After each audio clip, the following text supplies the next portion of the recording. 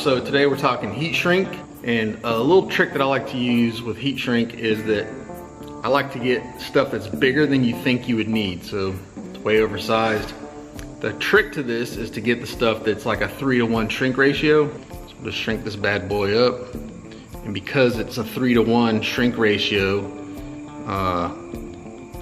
it should shrink right up to this 1/aught cable, which is my go-to cable for battery cables and stuff. This is actually welding lead wire I like to use. Go to your local welding supply, pick this stuff up, and it works really, really well. So you can see that that's shrunk nice to size.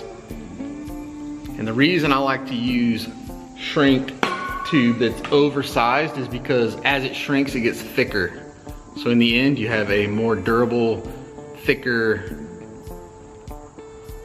shrink cap. There you go, quickie in the shop.